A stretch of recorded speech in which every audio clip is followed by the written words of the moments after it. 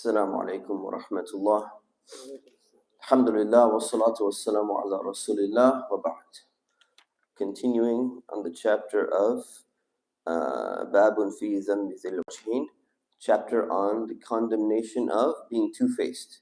وعن محمد بن زيد أن ناسا قالوا لجده عبد الله بن عمر رضي الله عنهما.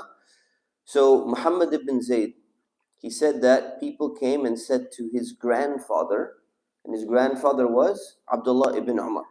Abdullah ibn Umar was the son of Umar ibn al-Khattab, but he's also a companion, a Sahabi himself. So this is his grandson speaking, and he says, إِنَّا نَدْخُلُ عَلَى سَلَاطِينِنَا فَنَقُولُ لَهُمْ بِخِلَافِ مَا نَتَكَلَّمُ. He says, people today, like when we go into the presence of the sultans or the people who are in positions of power, people who are rulers, we say the opposite of what we say إِذَا خَرَجْنَا مِنْ عِنْدِهِمْ.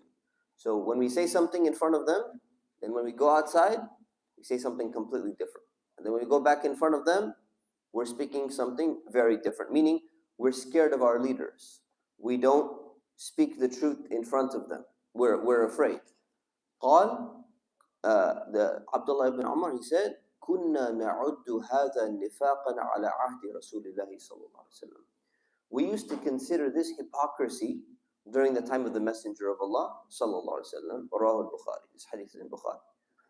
So basically, what's happening is that people became afraid of their leaders just 2 generations after the Messenger of Allah sallallahu alaihi wasallam passed away.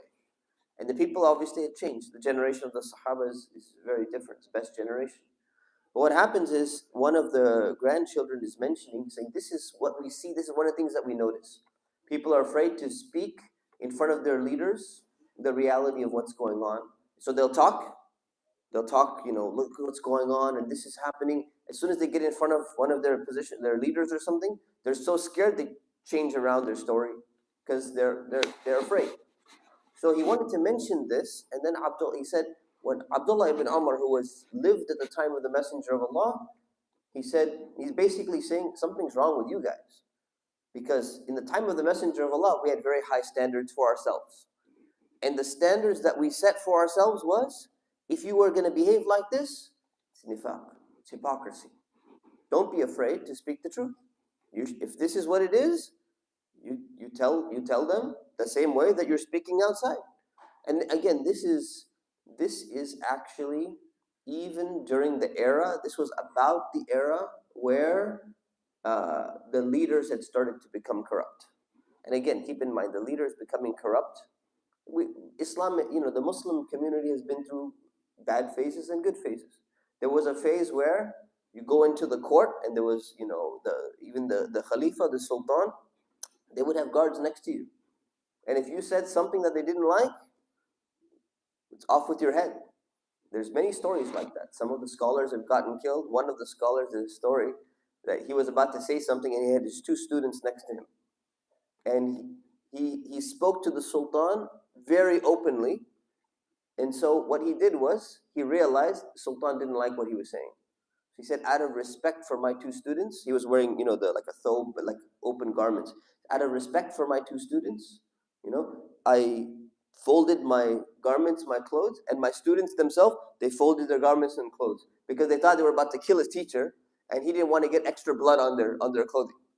This is how it was, and yet we don't have that situation anymore.